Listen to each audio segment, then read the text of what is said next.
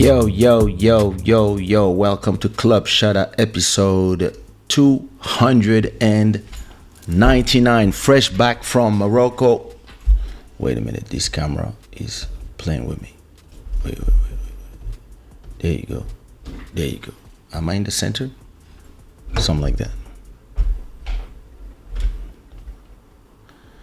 Now I am. Welcome to... Hey. What happened to my microphone? It got low all of a sudden in my ears. Let me check something. Hey. Who knows? Like I was saying, welcome to Club Shada episode 299. Put some hearts in the chat if you hear me well. I hope everybody's doing great. I hope everybody is in their best feelings. This is the last episode of the 200 series. Episode 299. This is crazy. And I just came back from Morocco. I was in Rabat specifically for a conference about copyrights in Africa, and it was very interesting, and I can't wait to tell you more about it. But before that, know that this show is brought to you by Shada. This t-shirt that you can get if you are in the XRP army. It's a t-shirt that you can get on shadaware.com. Gods of good fortune. It is midnight and 36 minutes here in Lisbon, Portugal. Damn. I want to acknowledge our stream royalty, Mad Music, with a $9.99 donation. Thank you so much. And of course, all our sponsors. Big up to everybody watching on Facebook. Big up to everybody watching on Twitch. And big up to everybody, of course, watching on our main platform, which is damn.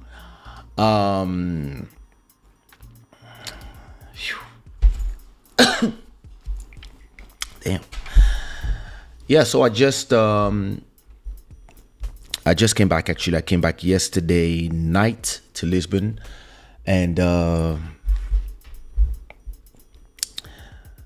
so as soon as I came back, I stayed home like an hour, and I went for a 2-kilometer walk to start already, like to get back on. You know, when I lose some exercise, I just get back straight to it, and I'm still tired from all this traveling.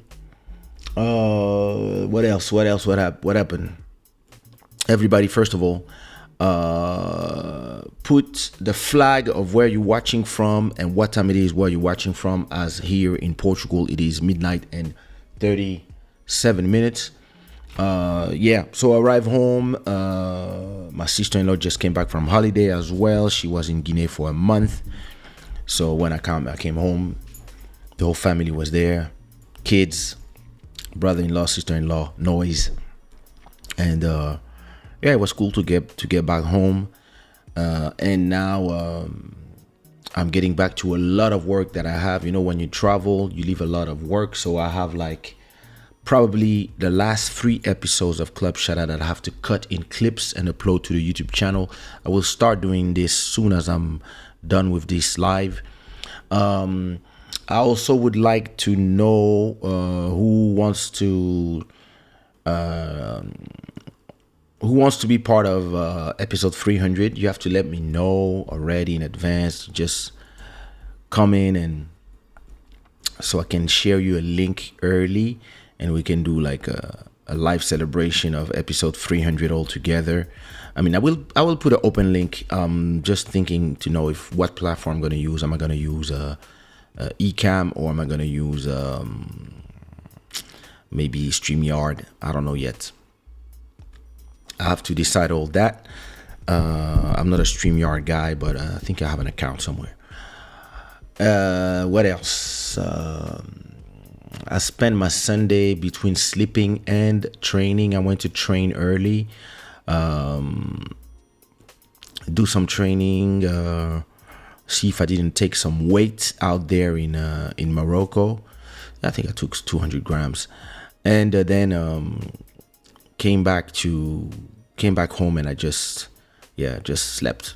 I think I'm gonna sleep some more as soon as I'm done with this live. It was interesting to do lives on TikTok mixed with YouTube. I don't know if I'm not gonna do it all the time. Somebody has been asking me on TikTok, and we had like 6,000 and something people. So that's a lot of people.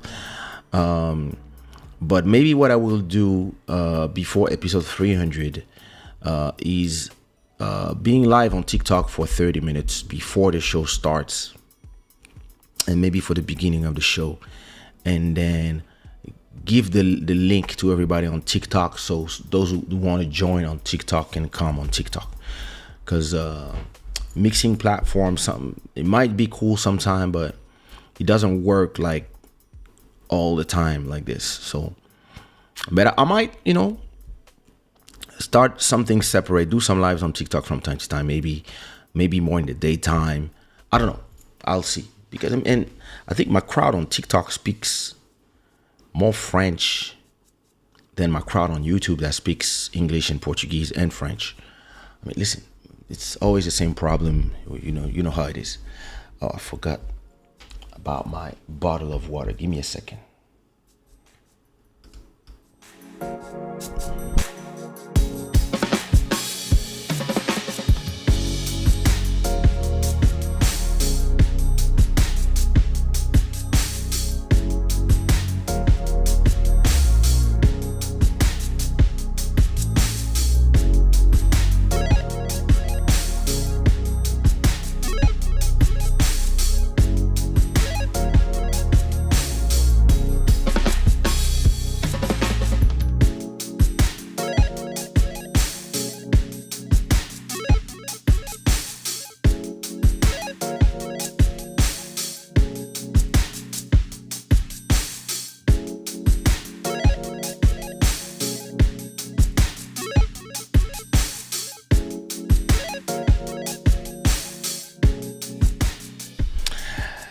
So yeah, tomorrow I don't know yet. Have to see with my the girl from the agency. I might also be visiting a new place. I'm looking for a 3-bedroom apartment in my neighborhood. They cost. I mean, it became costly to live in this neighborhood, but my daughter's entering a private school that is not far, so we want to stay in the neighborhood. And so I'm visiting some T3, and I think I'm visiting like 4 or 5 houses. And if we do a deal with one of them, we will be so it's going to be interesting because it will be live and at the same time moving. So maybe what I do usually when I move is that I pay one rent, or I use the, you always pay 2 months, two rents in advance. So usually you can, instead of getting the money back, you can stay 2 months more or 1 month more. So what I probably will do, I will tell the owner, listen, take one rent to fix whatever you want to fix, repaint the walls, even if I just painted the walls myself, but maybe the floors, whatever. Do whatever you want to do with one of the rents, and the other one, I stay 1 month in this apartment. At the same time, I already have the key to the other one, and we move between both apartments so that we can slowly move without problem. And then it's going to be interesting because once I get 3 bedrooms, I will actually use 2 rooms for us, one for me and my wife, one for my daughter. That when my son comes, he will use that room, because those, like the apartments we visited, that like the bedrooms are big like my living room, and the living room is twice as big. But the 3rd room I will actually use as my studio, as my office, home office. So then it means that the first episodes of Club Shada will be in like an empty space, and then I will build it as we go, because I'm gonna buy it myself, like new table, sofa, decoration, everything, because it's gonna be my room. And listen, if I have my room, it's over. It's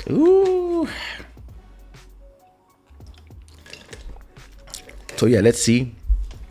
Tomorrow I'm visiting like I think 3 apartments in the same building, floor 1, 2, and 3. I already visited floor 1, so it's 2 and 3. They seem to be the same apartment, but just on top of each other. So that's cool. And then a few apartments around. Everything is around this neighborhood, so that's very cool. Yeah, listen, I can't wait to be in a position where I can have my own office.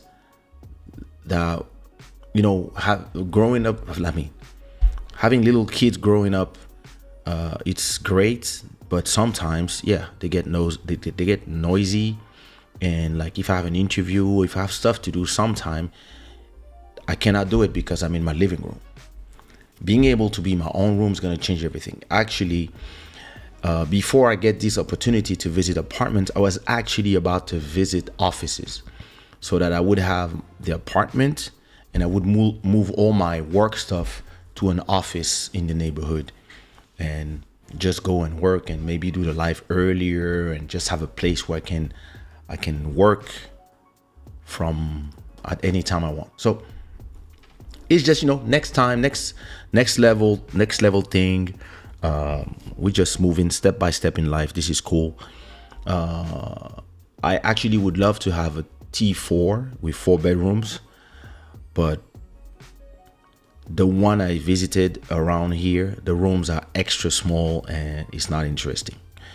So for now, and then or the prices are crazy. So I'm still wishing for a good world crisis, a good world like collapse of banks and all that stuff, like really credit crunch that make all the prices plunge. Because in the last 10 years since I've been here, the prices went up 75% to buy, and the rent as well. So so I'm in a very rich neighborhood of Lisbon. In my neighborhood, when I got in, a 3-bedroom was around 1,200, 1,003. Nowadays, a 3-bedroom is 2002, 2005. So listen, like, and it's crazy for Portuguese people, but even for us, those prices, like, it feels like I'm in Paris. Like, so listen, we'll see how it goes. Let me see who's there. Master Electronico, what up? Lucas, what's goody? Christian, blessings. Sean Milano, what up, brother? How you doing? What's good? Emery, what's poppin'? Police, what's poppin'? How you doing? CK Control, what's good? How you doing? Free, what up? From TikTok? I don't think so. I think it would be maybe a different show. It would be more a conversation show. Just like the last episode, if you saw it, you can watch the replay when we were all there on TikTok talking about stuff. Maybe half an hour before the show. I'm gonna see. Sabrina, how you doing? What's good with you?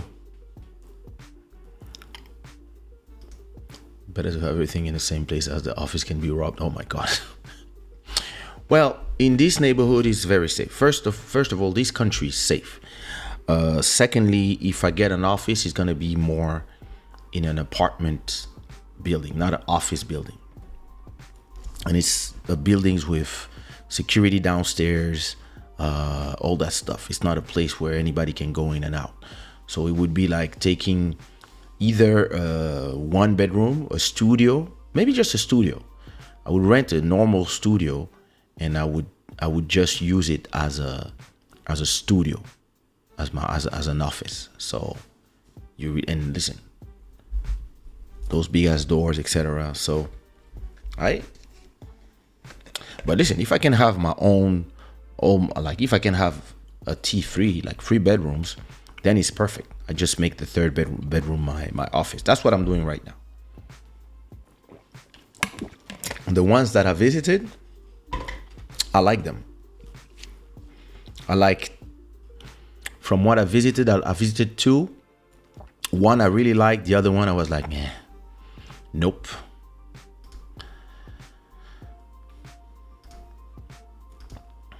Boa noite, Lucas. Tudo bem?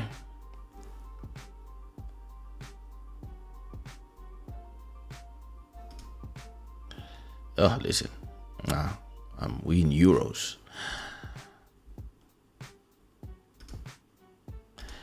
Jizzle, what up? How you doing? Morocco was nice. We're about to talk about all that. Ça va? On est là-haut. Tu a beber a limonada da H3, mas já vou começar a beber minha água.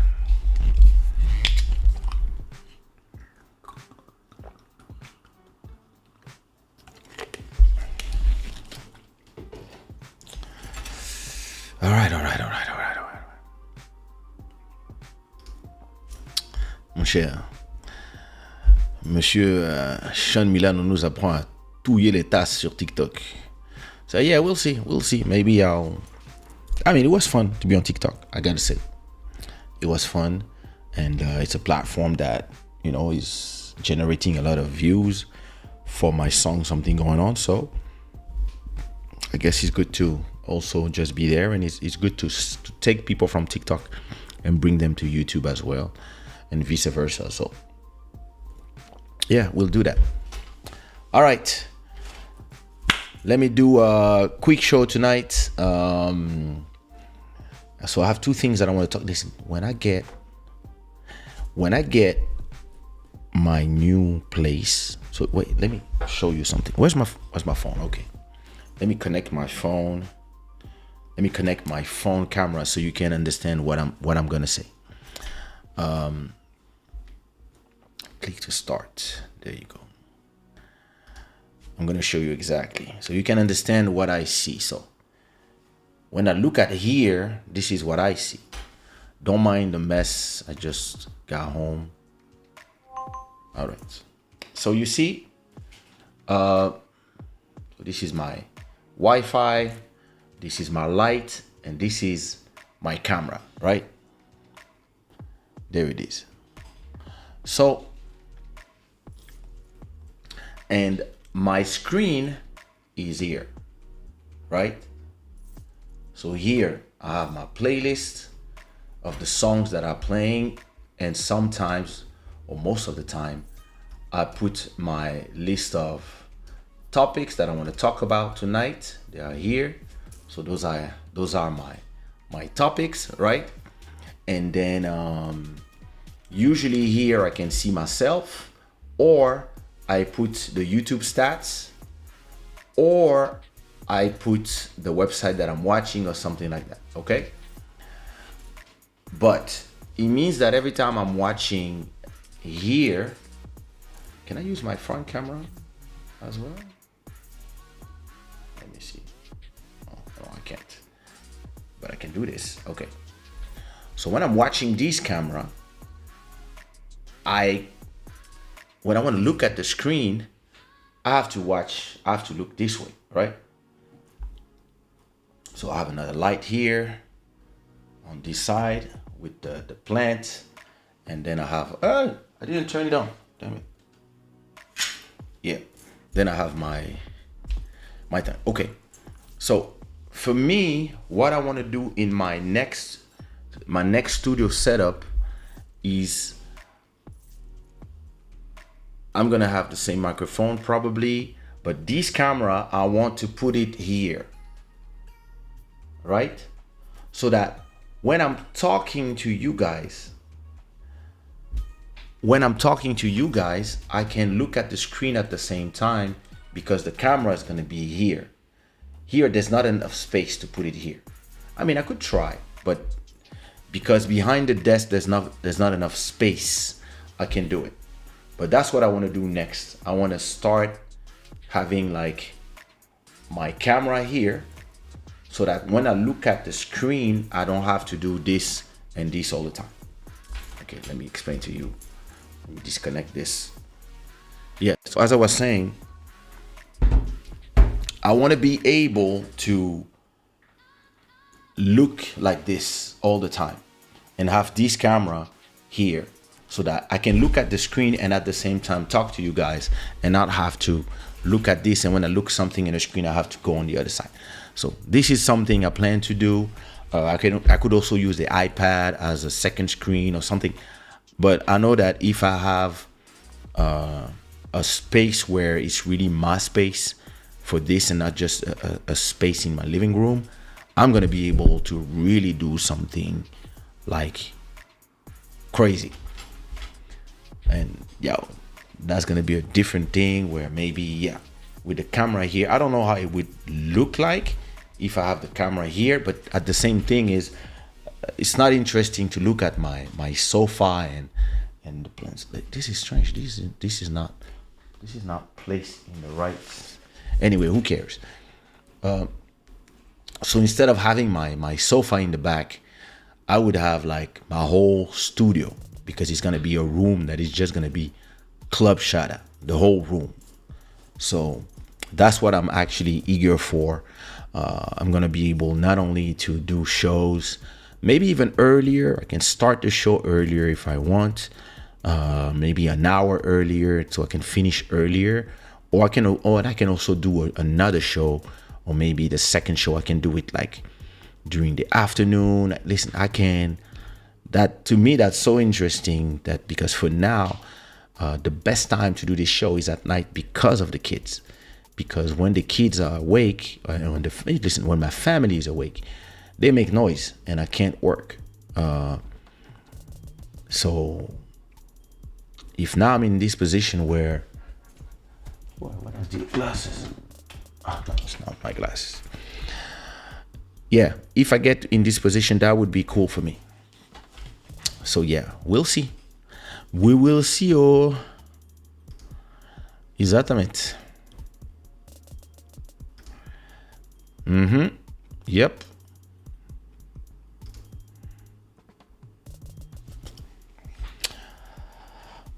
Listen, another thing that I'm waiting to and that I would love to do is for Instagram and TikTok to actually create an API so that programs like the one I use can use the same feed, like the same feed that you're watching, and we can send it, and they can send it at the same time to Instagram or to TikTok, or both at the same time. So imagine if I can be live on YouTube, Facebook, Twitch, Instagram, and TikTok all at the same time. Imagine the craziness. And if I could have all the comments from everybody, oh, that would be crazy. But those platforms, especially Instagram, it's crazy because Instagram is Facebook. Facebook is giving you an API. We're on Facebook right now as well as YouTube, right? So they could just they already have a version of this for Instagram, but they just don't give it to everybody. But Instagram Live exists already, so it makes no sense to me. It makes no sense why they're waiting. I would love to have the possibility to interact with Instagram and YouTube at the same time and do this show on both platforms. That would be crazy. But you know how it is, those people and their politics. Thanks. You can reach a lot. Yeah, listen. Because the problem with YouTube and live stream is that YouTube is not, I don't know, YouTube is not well equipped when it comes to live. Like, a thing is, on YouTube, all you people that are watching, when you come and you watch my live stream, the people who are following you, they have no clue. It's just you receiving a notification or just being there, and you are just watching. On TikTok, for example, whenever somebody comes to your live, all his followers are notified that you are on the live, that he is on your live. This doesn't happen on YouTube. So let's say I do a live stream with Bodhisattva, YouTube will only say that I'm live. If I do a live stream with Bodhisattva, or if I do a live stream like I did with Sean Milano last time on TikTok, all his followers are notified that he's live somewhere. And same thing with the other 5 people who were there. All of them had followers, and all these followers came through in that one live. So it's not considered as, even if it's considered, it's the platform knows that it's Kaysha's live on TikTok. Every participant is all their followers. They just see that that person is live, so they all come to participate in that one live. So it's like if if we're 6 people in a live, it's gonna be the followers of all 6 people who will come, because whoever they follow is live. And those are limitations of the Facebook platform. The difference is that YouTube is the YouTube platform. YouTube, the difference is that YouTube, it's more a VOD platform. It's more upload and people view after.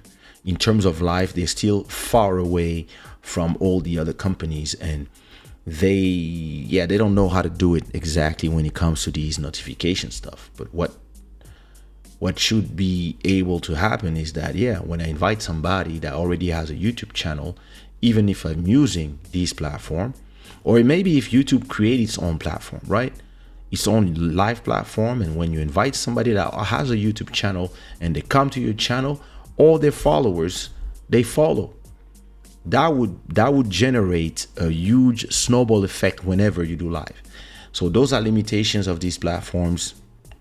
And the problem is always the same. The people who work on these platforms, they're very slow. They're very slow to implement features. They're very slow to change stuff. And at the same time, the people who use the platform, whenever you change something, they all think it's a revolution. They all get angry, etc. And listen, when you have a platform, you should just tell people, listen, sometimes we're going to change stuff. We're going to break stuff. And if you're not happy, we don't care. That's what you should do if you had a platform. But all these people are scared of their customers. I don't know why. It is what it is. Sorry, I forgot to take these meds. Forgot my meds when I was in Morocco. So I have to get back on track.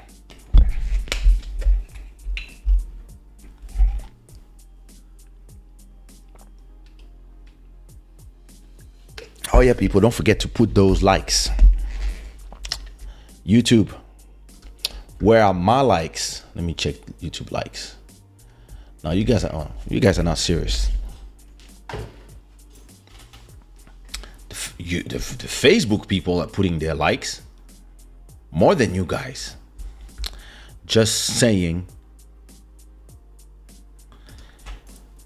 Robin, what up?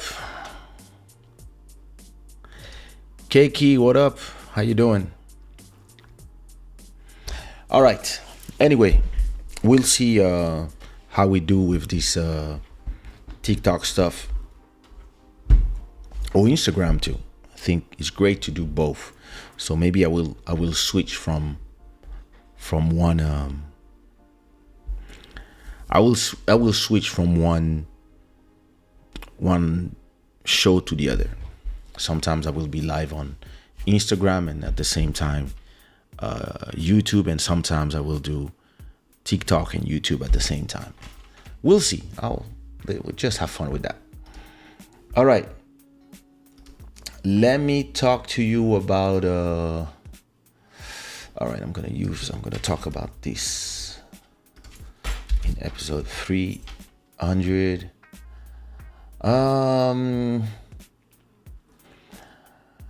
Do I go straight to the now? Listen, I'm gonna talk first about these guys. Oh Lord.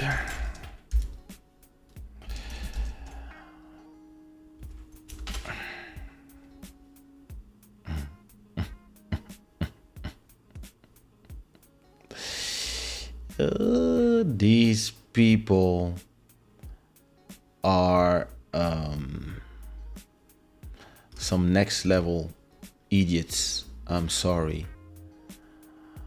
Let me go and find.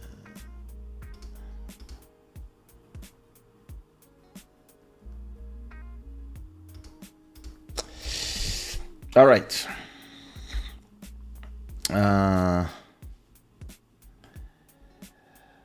So, let me see.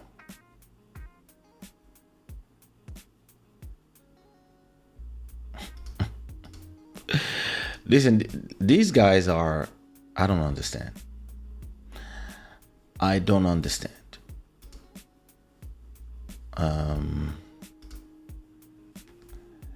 So I don't know if you heard, right? But Tatiana, what up? How you doing? Meghan and Harry back making global headlines this week. Oh. Saludos desde Venezuela. Hey. Gracias, Ronnie. So listen. Prince Harry and Meghan, these two highly controversial people. Like, listen, it's interesting. Like,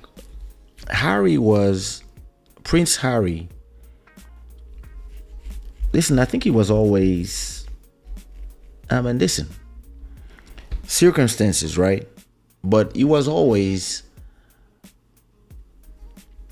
doing crazy things, but was never taken seriously, in my opinion. Because his brother was the one that's supposed to be a king one day. And so we never, and then as time went by, he started taking like a more serious stature, right, as they got older. And then he met Meghan Markle, and I'm not gonna say that she destroyed his life and reputation, but I think that, sometimes when you meet with the right person, it's a very bad cocktail. And those two are just bringing out the worst out of each other. And they are both liars. And they both live in a fantasy land where they believe that they keep saying they want privacy, but every time people don't talk about them, they crave this attention. Listen, I wouldn't be shocked if E! News or E! Network tell them, hey, listen, do you want to do a reality show? Or Netflix tell them, hey, you want to do a reality show? Because, listen, I don't know who takes them seriously. So they pretended that after whatever gala that they were invited, that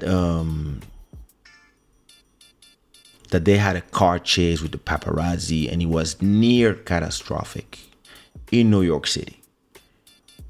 And everybody know that in New York City, you cannot do a 2-hour car chase because, first of all, New York City is too small, and second of all, there's too much traffic, and third of all, there's a lot of lights, cops everywhere. And actually, they were going from like 1 block and 3 blocks away. So, listen, they leave there the black van with security, right? With black doors to go in a taxi. Nobody understands why. Where people can just follow them, like, so it feels like they really want to exist through controversy. And I don't understand why, like, CNN was just like talking about it like a loop. People are giving them the attention they deserve. I think people should start telling them we don't care. But interestingly, people love to talk about them, and they get invited in places and they get paid to tell their story, even if everybody know that their story is super bogus. So Harry and Meghan became the butt of jokes in America following the New York car chase.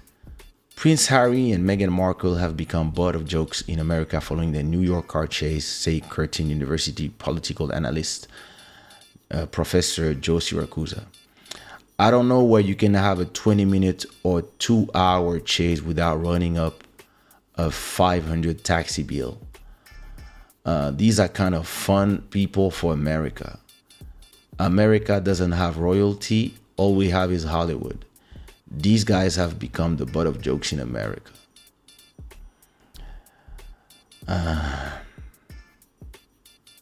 Where would be nighttime television without them? Listen, I don't understand those people. Then after that, they had an interview with a taxi driver. And the taxi driver was like, no, it was just like 15 minutes ride.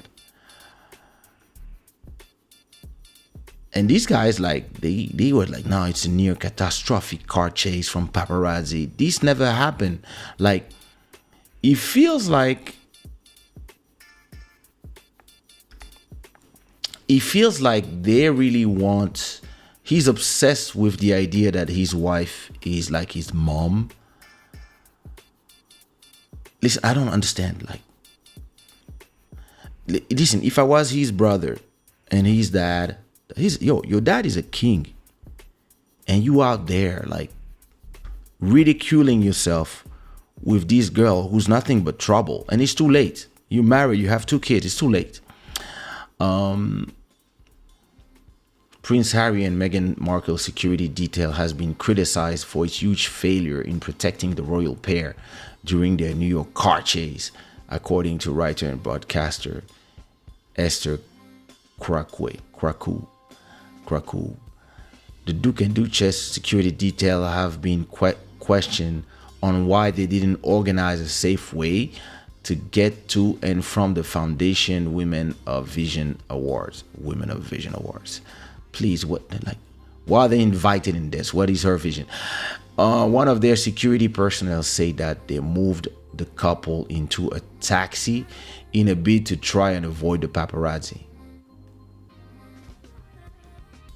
But obviously they didn't cover up Meghan's bright gold dress, so she stood out like sore thumb anyway.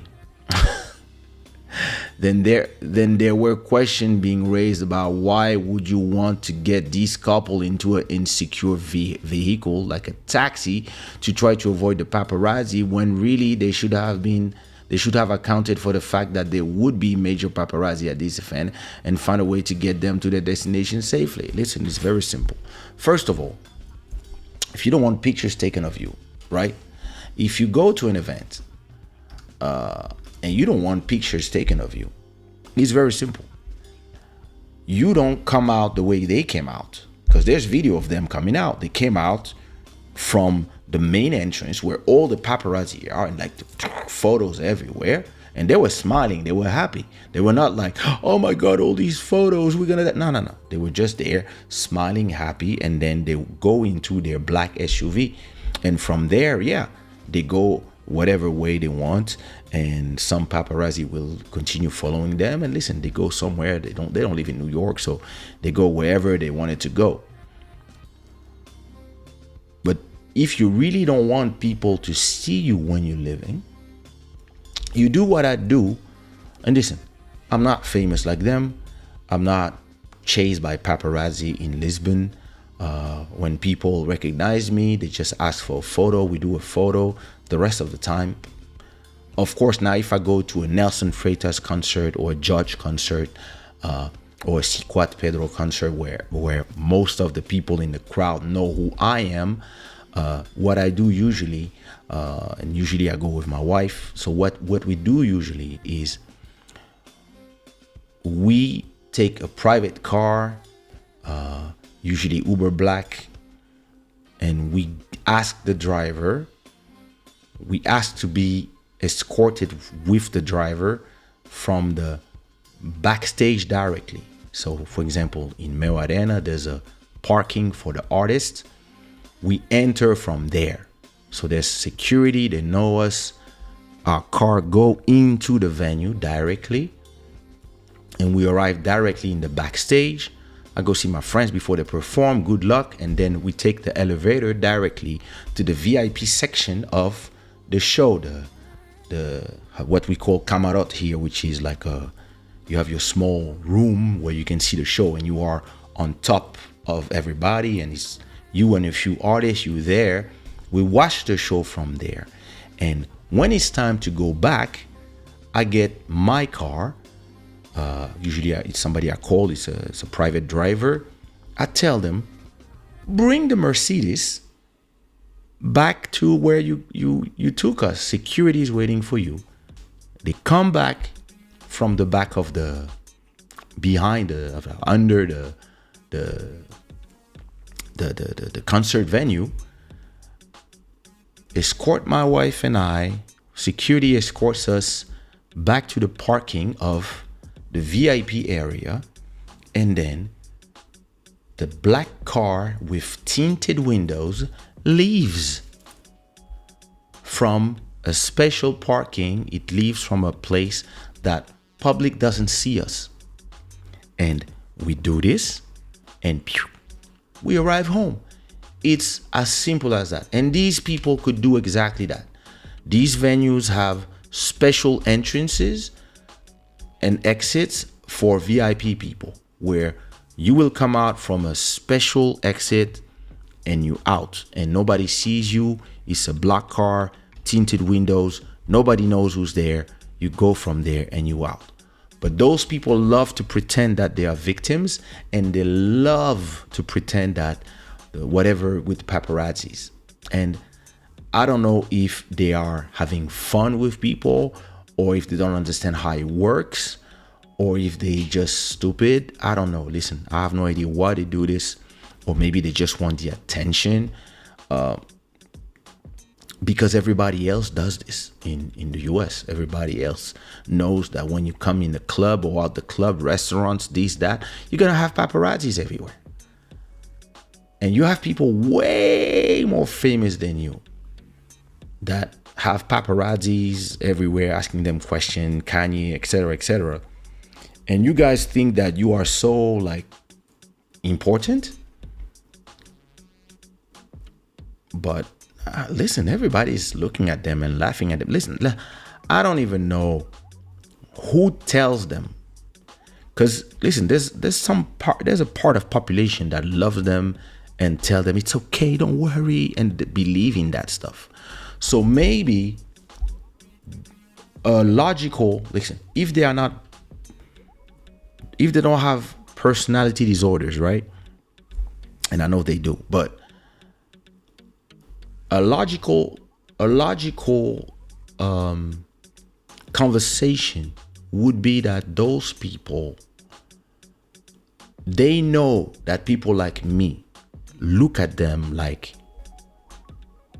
because we know the fraud, but they are not doing this for us who understand that they are frauds. They are doing this for all the emotional people who, you know, all the whatever you feel is valid, you can be who you want to be. All these people, maybe all the woke crowd, they love them and they believe whatever they say, because everybody is in this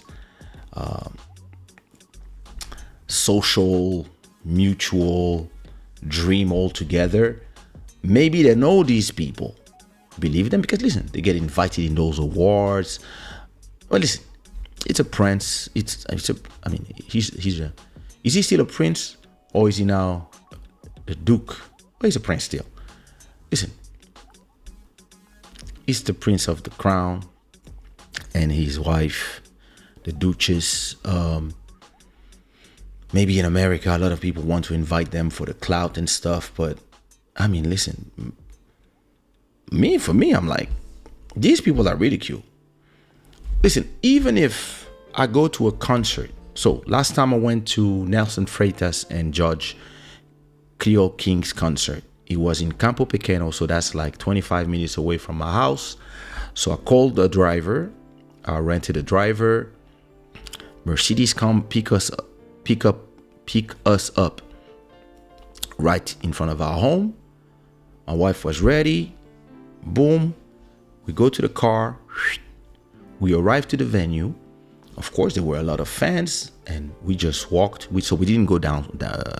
We didn't go to the how you call this, to a VIP parking stuff. We just walked in normal.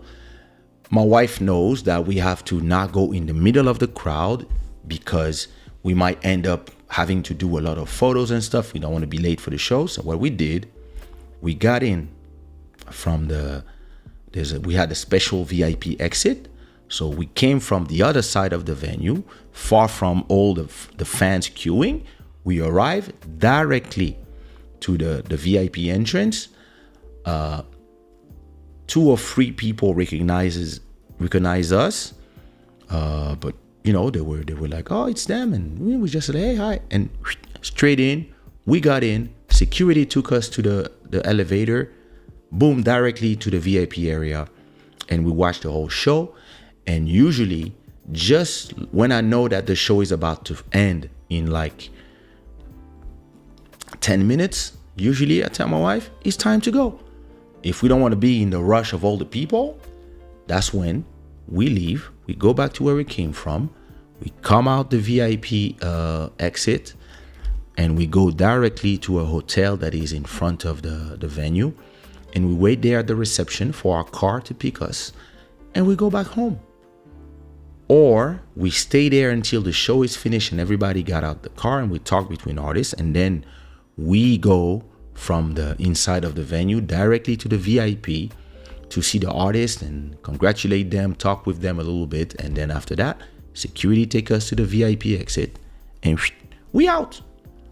So I don't understand that if I, a nobody, can do it, those two are doing everything to be in front of the paparazzis and stuff and pretend that they are important so that they can after that cry, oh my God, oh, we had a near-death experience. Get the fuck out of my face with that bullshit. Listen, at a point, somebody has to stop. Listen, and this is what's happening now. If you look at what people are saying in the US, right? In the US, people are now saying that, look, when they pretend they have a catastrophic car chase, listen, I don't even know what her mom is saying. She's looking at her daughter doing all this bullshit. But you know, this is what, look, they were coming out. They prefer coming out in front of all the paparazzi, right? Where they could come out, they could come out. They could not come out. They could just go under and leave. You think that all these venues in the US don't have backstage entrances? Listen, I do shows all the time. And when I go to New York, we always enter any venue, clubs that I went in to perform or to be invited in an event. We never got it from the main entrance. We always got in from behind the street where you have like the, you know, the special entrance where the securities go, the kitchen, the food, the whatever. Or sometimes you just have a special parking that you go in and you do all that. But these ones, they really want that. And look, Meghan and Harry's shenanigans have made them lose a lot of credibility. Yes, Prince Harry and Meghan have lost a lot of credibility after their shenanigans since leaving the royal family. Being in the royal family was a blessing in disguise for the Duke and Duchess of Sussex. The royal family are media trained. I don't think you could find a more media savvy institution in the world. Yeah, those people, those are very small articles. Damn.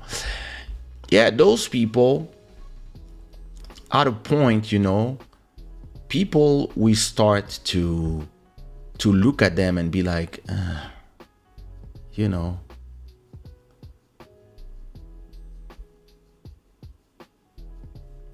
look at this. Look at this article. Did Meghan and Harry exaggerate their catastrophic chase?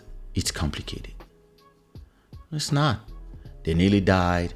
They made up the whole thing. The royal family was trying to Diana them. They're incorrigible attention seekers who exaggerate to try to get British taxpayer to pay for the security costs.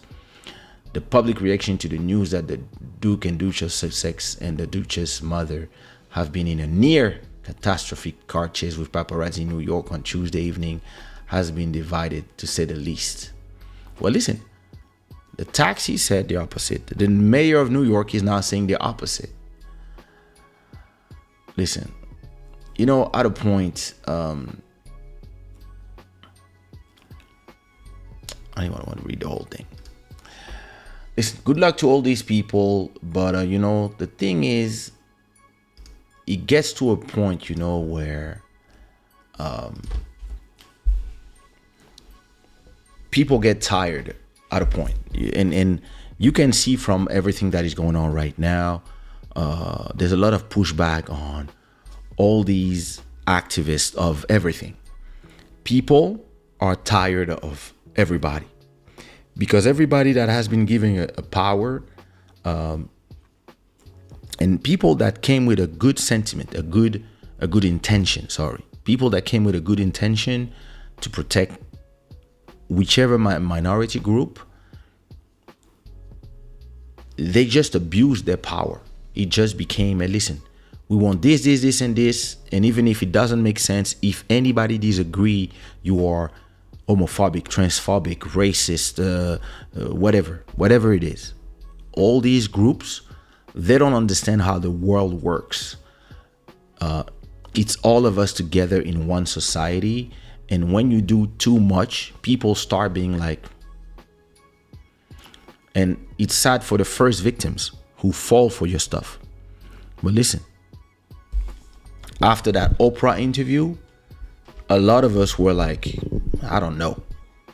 And the first people who say I don't know were called all kind of names, racist, this, misogynistic, etc., etc. And it turns out some of them got fired from their job as journalists. And it turns out that they were right all along. A lot of lies. Look, you don't see Oprah anymore commenting about those people. And remember 2 years ago, like the whole thing that about her pretendedly black kids. I mean, they have some. They're like, listen, they're like bodhisattva. They're like 20% black. So, and this is worse because they have a mom that doesn't even believe that she's black. She's black when it's convenient. So, listen, I have nothing against them. I don't know them. I wonder if those people were my friends, what I would tell them. I would be like, bro, it's me. I don't know, listen. I look at them and sometimes I'm like, why do some people matter? It's the question that sometimes I ask myself. But hey, yeah, people will do what they want to do. Boa noite, Maria. All right, let me talk to you. Let me be done with those people and talk to you about the copyright challenges in Africa and the things that I learned from these 3 day stay in Rabat, Morocco. So first of all, if you're enjoying these live, don't forget to put your Rambos in the chat as always. And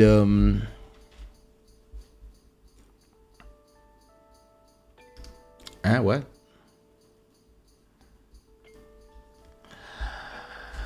So I was invited to a conference about copyrights in oh wait, let me see.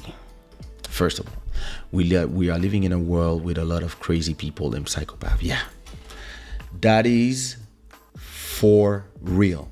That is a certainty. That is crazy. There's a bunch of them. So yeah, I was invited in a summit, a conference, in a think tank about copyright issues for musicians and artists in general in Africa. And so a lot of people was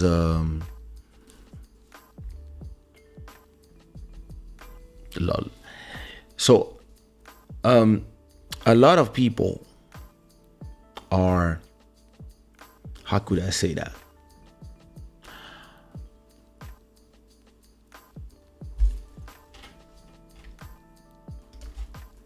So they called me to come and talk about the artist's point of view when it comes to that. So it was a 15-minute intervention in the middle of a whole think tank where we would talk about all these different things about copyright issues in Africa. And that was very interesting because everybody else other than maybe 2-3 artists, everybody was CEOs or number twos of right collecting societies. So, and everything was presided by an organism called the MOCA, and then co-presided by CISAC. So, a few things to understand about what is CISAC.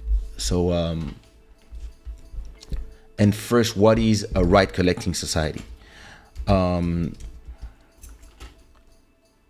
A right collecting society is to make it very, very simple, so it doesn't take hours to explain to you. Whenever you play your songs on radios, whenever your songs are played on a TV, on a concert, in a store, XYZ, normally the people who are playing your music for free to other people are supposed to pay a fee for all the songs they play. So let's say you have a store. Let's say you are the director of a Zara store in a shopping center, and you play music from a playlist on Spotify. You have to pay. Let's say you have every year around 200,000 people that are going in your store. The copyright society will say, okay, for this store, or maybe they will talk directly to the whole group, but usually they go from store location to location. So let's stay on store. They will come to you and they will say, listen, for this store, you have 200,000 people coming in your store every year, and you play this list of songs or these playlists. Send us the playlist of the things you play usually, or maybe we can put a box that recognizes everything that plays in the store, and you will pay us. I don't know the exact number, but let's say you will pay us 500,000 for copyrights, to have a license and the possibility to play whatever you want to play in the store. And those 500,000, I'm making up numbers.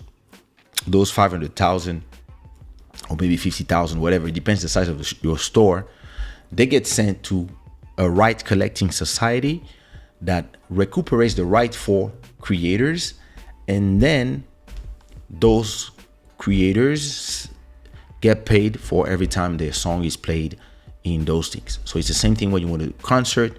If you organize a concert, you are in, before your show can start here in Portugal, you have to pay a fee. So let's say you have 2,000 people in your show, you must pay 1,000 euros for to the collecting society, and tell them the set list, which is what song you're going to sing, so that the writers and composers of those songs can be paid.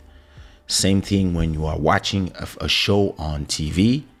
If somebody is playing your song in an ad or during the news, or listen, every time you hear music somewhere, somebody is supposed to get paid. And who's getting paid is us, writers, composers. So that's the job of the rights collecting society. Now, the CSAC is like the CSAC is like the mothership of all collecting society. They are all part of CSAC. So from all 220 countries, most of them are part of this, so that whenever you register your song in one of them, so here in Portugal we have the SPA. When you register your song in SPA, this song is then sent to a database that all of them share, which is called the CSNET. And so the CEO of CSAC Africa was there to be there and have a conversation with us. Great guy. We had great conversation, and actually everybody loved my intervention on the keynote, because I was talking more about my conversation was about knowledge. That in reality, the problem that I found in these conversations that I was hearing that was very interesting was that most of the time, all these companies are complaining about the fact that they need an enforcement, or all the strategies that they are trying to do so that artists in Africa can also receive their copyright. Because everything that I explained to you about how the rights are collected, it's what happens in Europe, France, Portugal, etc. In the US, probably Japan and stuff. But in South Africa and in Africa, in South America and Africa, it's not always the case. It depends what companies, what countries. There are a lot of laws that are not being respected, whereas in Europe, for example, all the laws have been harmonized. So the CSAC is actually, we have like a European law for copyrights that all these companies have to abide. So if somebody plays my song out there in, I don't know, in Romania or in Latvia or in Norway, even if it's not part exactly of Europe, but my rights will flow down to me, because all these companies are part of a big network. If my song plays in Africa, it's not the same story. And that's exactly why we were there, to talk about that, what we can do to change that. And me, what I was saying was that the first problem, in my opinion, is the lack of knowledge from artists. A lot of artists, they have no clue how this works. They have no clue how these companies work, and they don't even know their own rights. They only believe that I have to do a hit so that if everybody loves my song, people will call me to do a show and I will make money from shows. They don't realize all the different rights that they own when they write a song. There was a woman that was a screenwriter in Nigeria, and she was explaining that she had a movie that was playing on Netflix, and she just got paid $300 to write the script, and that's it. And her thing was playing for millions of people on Netflix, and she received nothing from that. And to me, that's ignorance. It's and as she was saying, we are forced to accept those terms because we need to eat. And as long as you don't know how it's supposed to work, you will accept the things. When you start documenting yourself on what you're supposed to do when you do a song, it's another conversation. So you have to go in, you have to be able, first of all, as an artist, you have to take 1 hour out of Instagram and TikTok or whatever movie that you're watching to go and document yourself and understand when you do a song, you have the master that is generating money when people buy. You also have the work. Every work must have a IS or ISCW number and a IRSC,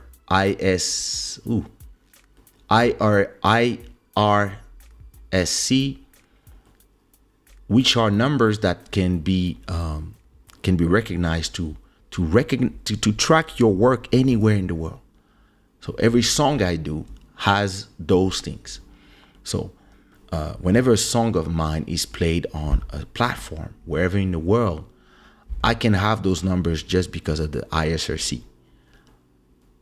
And the ISWC, the work, knows, let's say I did a song with Bodhisattva, it will know composer, Bodhisattva, Armani Kombo Nangemon, and writer, Edward Mokolo, Kaysha. So all this is in a network that is worldwide. But if you don't know about this, how are you supposed to even understand where do you register? So I told all these companies that their real problem is that they love talking between themselves, but they don't talk to the artists. The artists have no idea of how it works. And I told the guys from CZAC, the guy from CZAC Africa, I said, listen, you guys are not even on TikTok and Instagram where the people are. You should have a presence in all social media and commission people like me to create small videos of 1 minute. Listen, I can do videos in English, French, Portuguese, where I explain to artists what they are supposed to do when they leave the studio and they're done writing a song, or if they write at home. They should go register their song to the local, and every country has a company to collect your rights. But if you not register them there, when your song plays and there's money arriving, nobody knows who to give that money. So it stay there for 10 years and then it just disappears, or it gets redistributed between all the members. So you never get your money. So you have to know all that. And I was telling all these people, listen, artists need knowledge. They need to understand their business and they need to understand what are their rights. And I was telling that woman that is a screenwriter, there's rights for you too. They exist. And there's international rights, especially when Netflix is using a movie that you wrote. You should actually be able to claim your rights. But for that, every time you do a script, you have to understand how it works for writers, Writers Guild, etc., international, and be able to protect whatever you write. So that even if somebody is trying to steal it, it's impossible because they are your rights. And they are protected in these collecting societies. So that whenever a movie wants to be on Netflix, first of all, they will make sure that not only you are credited, but also your rights go back to you. It is very, very, very important. And a lot of people, their problem is that all they care about is doing shows. And my question to everybody that is obsessed with shows is always the same. What if you break your leg? What if you break your hands? Listen, you go skiing, you break both your hands, and you cannot hold the microphone for 6 months, and you have to cancel all your shows. What do you do then? How do you survive? What do you what do you live from? And there was a epidemiologist from Rwanda who was there. Great person that I met there, and she was explaining to us that they have a big artist there in Rwanda who was doing a lot of shows, but he got something at the stomach. He had to go to surgery, and because he had no social security, nothing in the state, he was just musician. Sometimes we are not even considered as citizens because we don't pay taxes, because most of the time the money is cash money, so it doesn't exist. And if you don't pay your taxes, you don't exist to the government. If you don't exist to the government and you don't have social security because you don't pay for it, well, that guy was at the hospital, and even if he was one of the number one artists in Rwanda, he didn't have money to pay for the hospital fees. And he was like a A-list celebrity. And this is the things that happen in Africa with a lot of artists. Some of them make a lot of money because they do a lot of shows, they get a lot of cash, but they don't exist.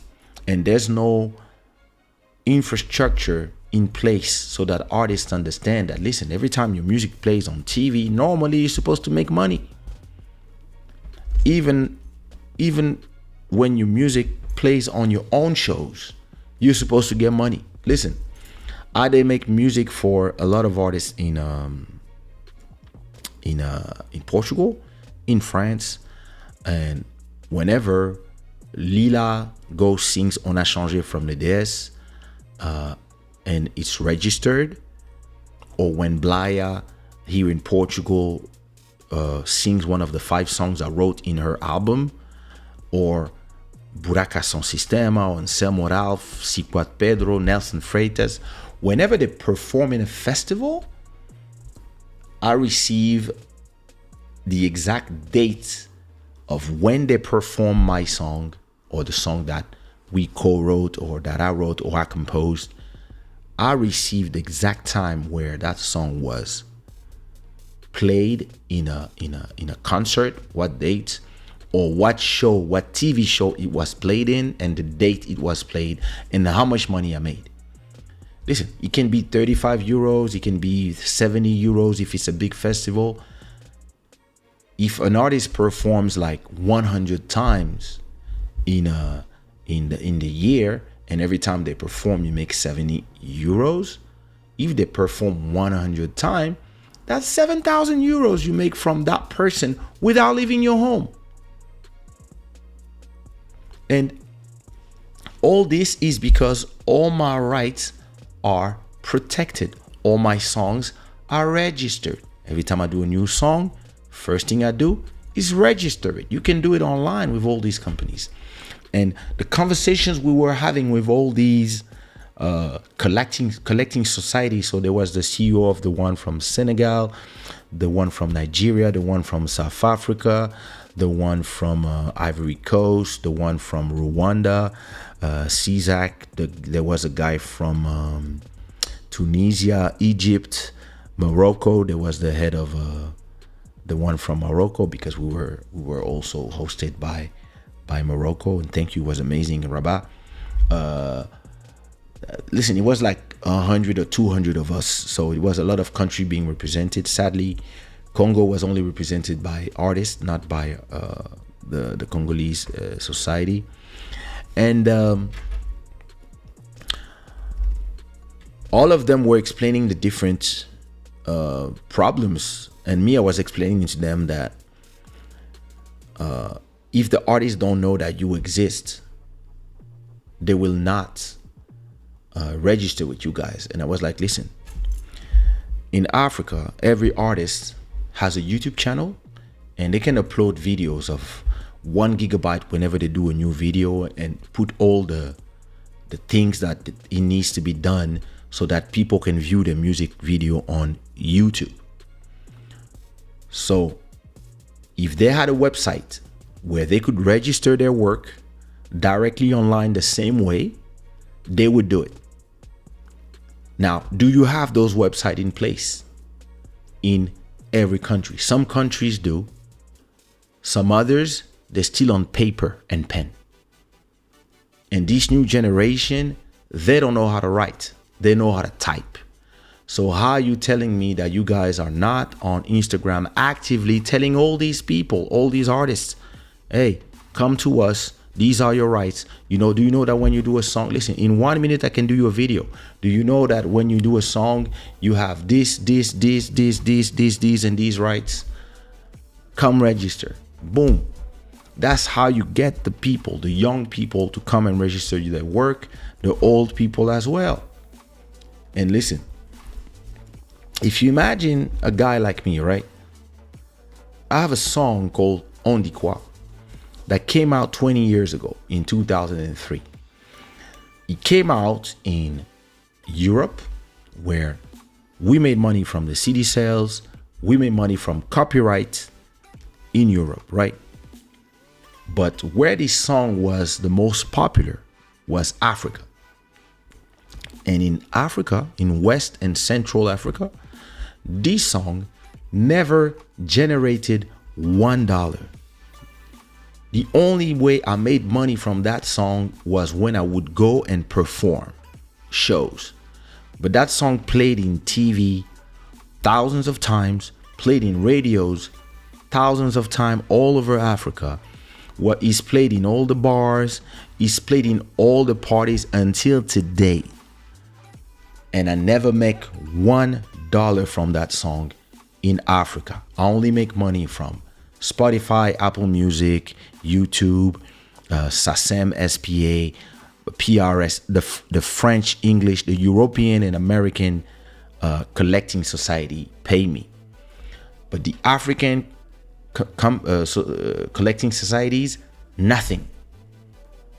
You know how much millions of dollars I would have if that song, the last 20 years that it's been playing nonstop, how much money I would have? Listen, I would be set,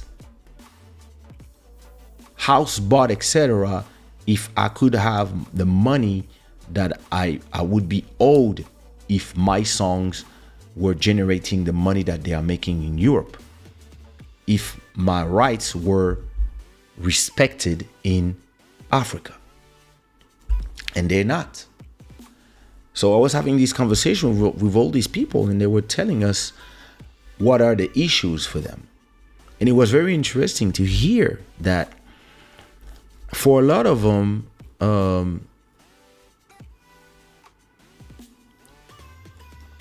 the Nigerian guy was saying that what needs to be done is enforcement, which is great to do laws, right? But people will not respect them in Africa.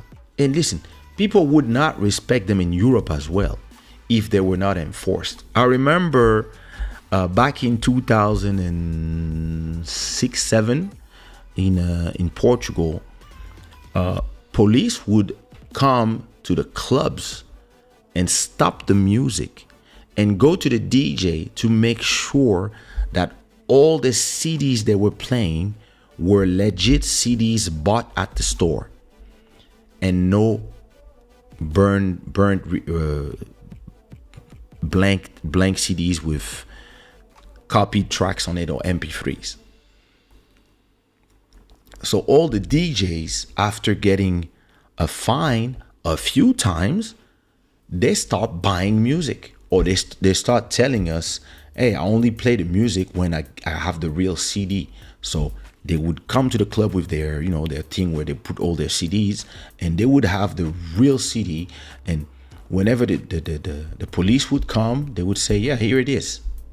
Here's the real CD, to not be fined. If not, the DJs would be fined and the clubs would be fined. And that's how, you make people respect your rights.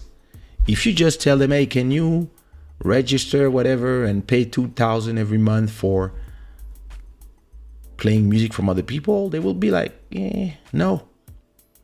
Because most people, they don't want to pay. And in Africa, it comes to a thing where it's actually you need actually a will from you need the governments to be willing to not only have laws in place, but also have people that can enforce these laws. All these concerts happening in Africa, normally the number of people should be counted, and every time there's X number of people, before the show can begin, the organizers of these concerts have to pay.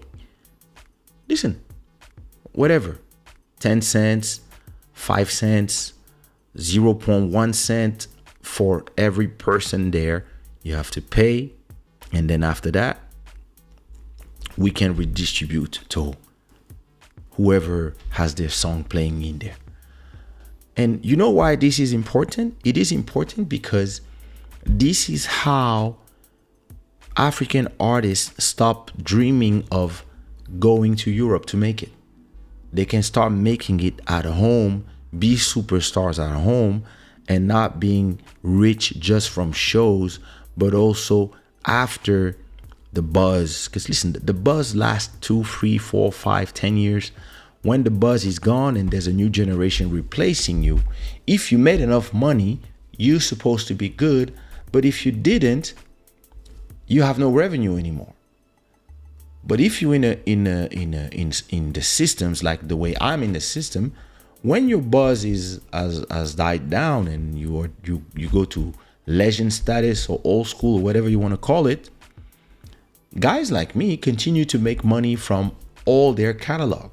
Because I have rights on 1,300 songs. That's a lot of songs that I either compose, co-compose, wrote, or co-wrote, or sometimes both. And for me, because I live in Europe and with a European collecting society, it makes all sense. And listen, I can not only and not pay my taxes on the money I make, so I exist for the government, so that whenever there's help for artists, I'm part of it. When we were in quarantine, all blocked at home, I was receiving money from the government, just because I was paying and I exist as a taxpayer, and I can also have my social security and I also have private social, how you call it, that private healthcare that I pay for my whole family.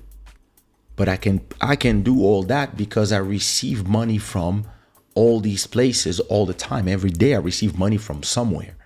And it would be so amazing if the artists in the continent were also able to get to this point where the systems are in place so that the money reaches them. But listen, why the task is, it's a long road to get there, because it's a lot of things. A lot of people don't have bank accounts. Here in Europe or in the US, there's more people that have bank accounts than unbanked people. In Africa, it's the opposite. Only middle and high class people have bank accounts. Everybody else just have cash. So how you do in a society where people don't have bank accounts to send them their money? Because you cannot just give them a check, because how do they collect their check, right? You cannot wire them money, because they don't have all these things. They don't have PayPal, they don't have crypto accounts, they don't have bank accounts. A lot of people are there.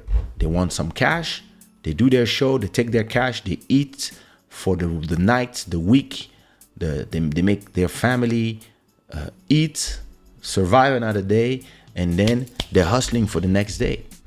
So if you want to be in a predicament where everybody lives more like me, you have to change the whole system, and you need to have governments that are willing to do something for the culture. Listen, culture is the fourth pillar of a society. Culture is soft power. But most governments in Africa, most people, they don't take singers and actors of the art sectors, they don't take them seriously. They have other things to care about. Oh, we have this, we have opposition, we have rebels, we have this, we have corruption. Bro, I don't have time with your thing.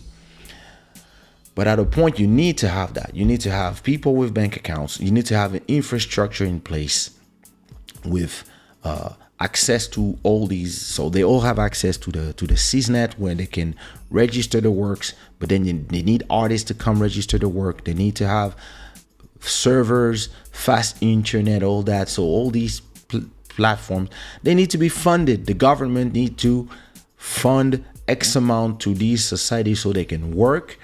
And then after that, you need government to have laws and enforcement, so that you can have brigades that go to every club and every concert venue and make sure that whatever music is played, we know and you pay, so that the artists that have their music played in all the clubs, all the bars, get retributed for whatever amount you make every month. You have to give a percentage for the artists. Because you cannot play as a DJ, you cannot play as a club or as a hotel or as whatever if we don't create the music. So whenever you go to a hotel and you're hearing something in the lounge and you hear some music in the back, if you're in Europe, you know that somebody's getting paid for that. If you are in Africa, that person is not getting paid. And so that was the whole premise of this conversation that we had in Morocco. It was super interesting, and I took a lot of contacts from a lot of these guys, and they actually all told me that they would love me to go and be able to maybe be the liaison between maybe an ambassador for CISAC, or maybe for the Congolese artists and African artists in general, to be the person that can explain to those people what are their rights, and maybe also the person that can go and talk to governments, to ministers of cultures, president, and tell them why we need them to step up their game so that artists can start making a living from doing the soundtracks of your lives and making a living from their work out there in Africa. So listen, a great 3 days that I spent, learned a lot, made me think a lot, and actually I plan to do a club Shada with the president of CISAC Africa, and maybe a few of these people that I met. I plan to have some interesting conversation. I was talking with some artists that were there from Rwanda, who were telling me their experience out there. They wanted actually to invite me in Kigali to do a workshop and explain to artists what are their rights, etc. Same thing in Ivory Coast. Great conversation with somebody that I met 20 years ago there, who was telling me this, that they would love me to go there as well and do some workshop for artists so that they can understand their rights. Same thing with the guy from Senegal, invited me as well. Same thing with a guy from Kenya as well. So a great thing. And so we were doing a think tank of maybe starting to have copyright friendly cities where you can have a set of directives that you give to a city to have a number of bars and places in that city where all the bar restaurants and stuff are understanding and paying a redevance for all the artists that they play their music. And then your city becomes copyright friendly. Your football stadiums where you play music, etc., they all become copyright friendly because they pay for the licensing of the people's music that you hear in restaurants and in bars, etc. And so that was a super interesting conversation. I can't wait to continue to engage with them. Actually, this conference was finishing today, but we left a day earlier, me and Body Salva, because I got a lot of things to do here. But yeah, listen, it was great, and I can't wait to see what comes out of it. And listen, I hope you enjoyed too these conversation about those things, and I can't wait to talk more about those things, and maybe become an ambassador for somebody that is willing to go from country to country and meet presidents, meet ministers of culture, and open doors. And listen, I lived in politics my whole life, so I know this world, and I lived in art my whole life, so I also know that world, and I've been in business my whole life, so I might be the person that is, I might be that guy that can talk to the free, because to the surprise of those people, they were surprised of how much I knew about what they do. I knew about CISNET, I knew about all these things, when most artists have no clue. So they were like, we have to talk. I was like, yeah, let's talk.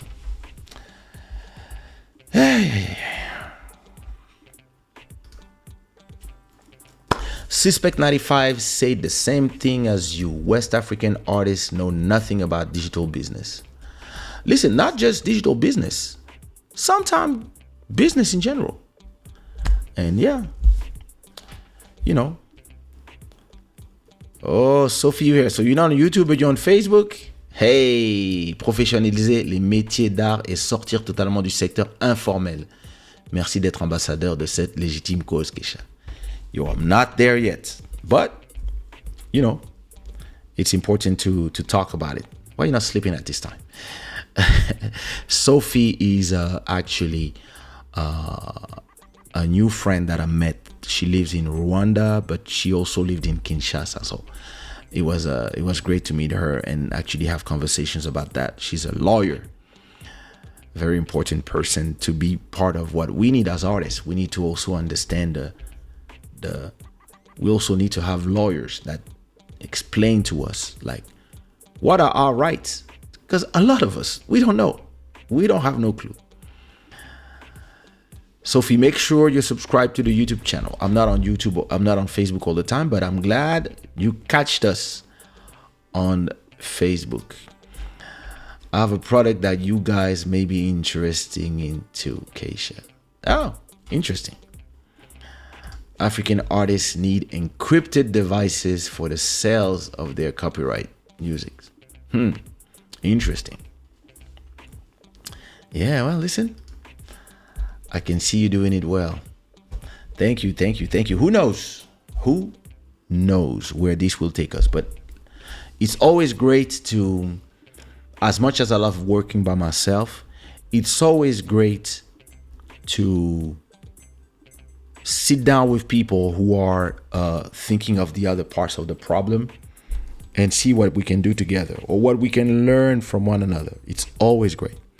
So listen, I spent a great time and I learned a lot from the struggle these companies are facing, because they're not just struggling with artists, they're also struggling with governments, because a lot of times the infrastructure in some governments don't exist.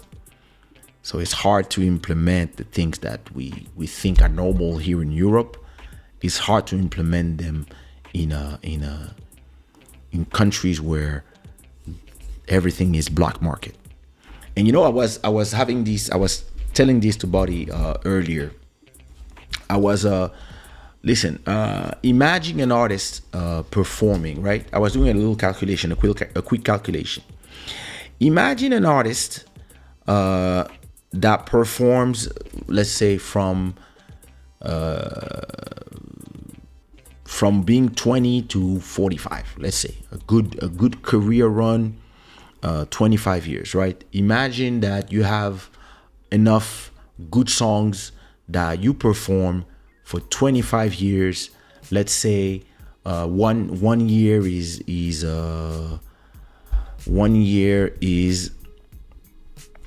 48 weeks. So let's say you do two shows. Let's say you do two shows per week. Let's say you have really like for 25 years you do two shows every week, and so let's, for the sake of simplicity, let's say 50 weeks, right? It's 48, but let's say 50 for the sake of, and listen, there's fluctuations in how much you make per show. So let's say you make 1,000 per show, right? So if you do 25 years of show and you do two shows a week for 25 years, right? You make let's say you make 1,000 per show. And you make so two every week. So that's 2 weeks. So that's 2,000 multiplied by 50 weeks, right? So that's 1,000, 100,000. And now let's multiply this by 25 years. So you make $2.5 million, euros, whatever it is, right? So you make this amount of money in 25 years, right? Meaning that you generate divided by 25, you make 100K every year, right? Meaning that every month you have made 8,000 euros of black money, of informal money. Now let's go back to this 2.5 million, and let's say that you give 20% as taxes. So you give back 500K as taxes to your government, right? So you still have 2 million that you made for you, build a house, pay your rent, raise a family, up to you. But because you pay 500 to the government, not only you exist as a taxpayer, but whenever this might go in your retirement fund, this might go to your social security. So listen, whenever when there was a quarantine and we stopped working for 2 years, more or less, some people were getting paid by their companies or by the government for staying home. They were getting paid their exact salary, right? They were getting paid 2,000, 3,000, 4,000 every month for staying at home. Us artists, we were not paid nothing. Most of us, I was getting paid, but a lot of artists were just sitting at home wondering how they were supposed to pay their rent if the way they make money was performing in clubs or in festivals or in concerts, and everything is closed.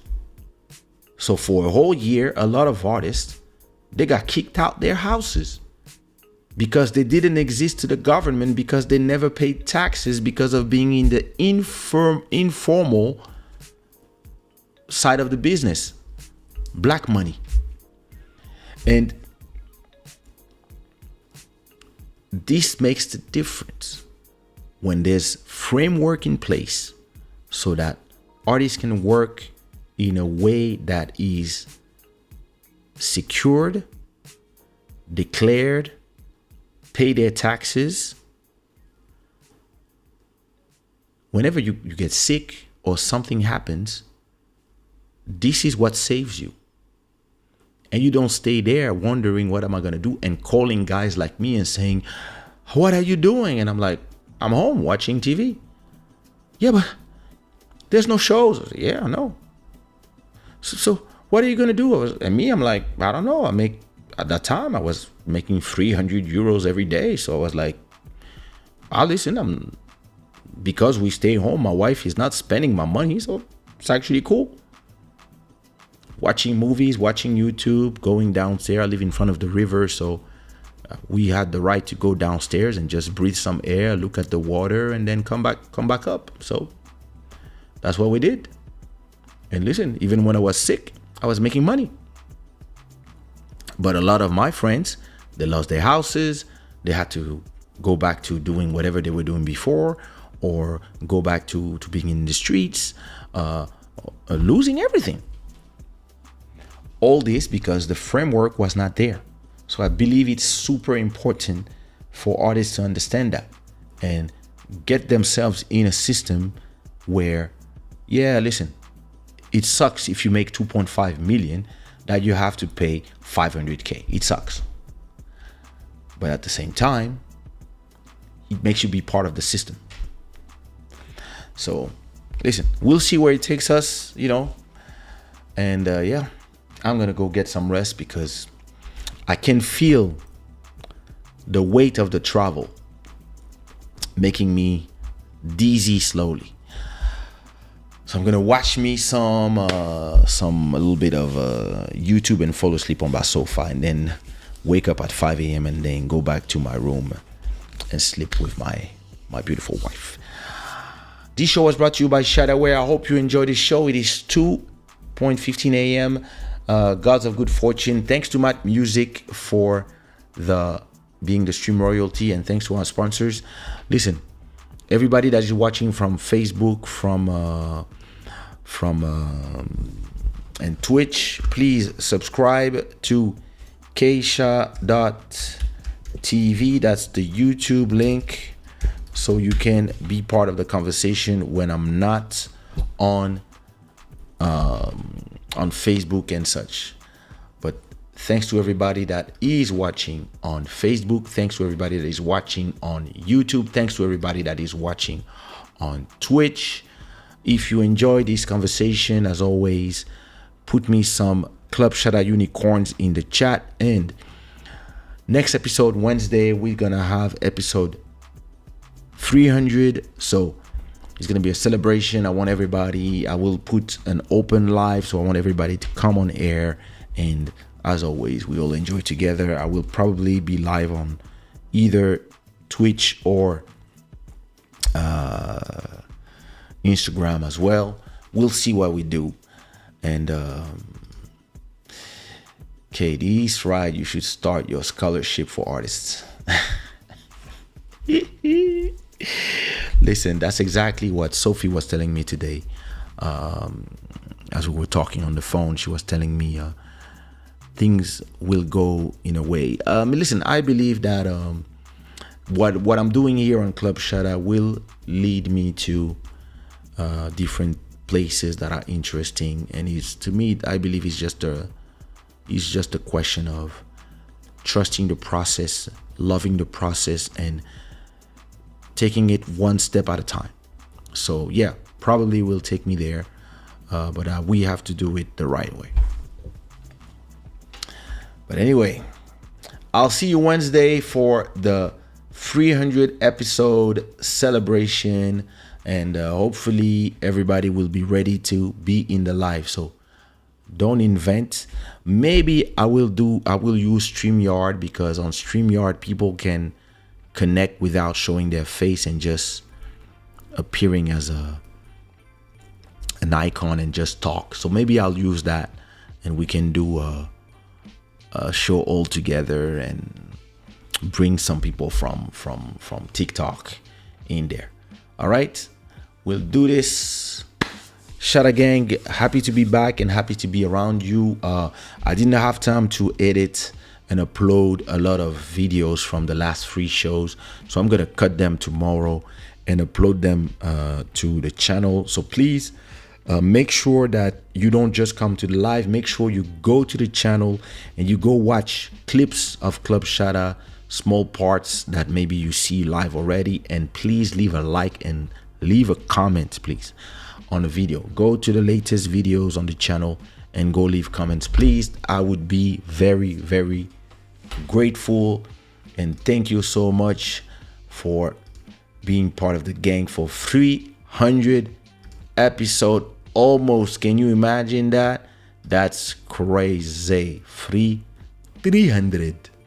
Yo, you have a gift for the 300 show. Amazing. I can't wait. All right, everybody's going to be there. Beautiful. All right, I'm going to leave you with this beautiful song that is playing called Eleanor. Actually, I'm going to put it back from the start so we can enjoy it. We can enjoy it. All right. Christine, hello. Amazing. Thank you. All right, Shada Gang. I'll see you when I see you, which is Wednesday for episode 300 on YouTube. Bless.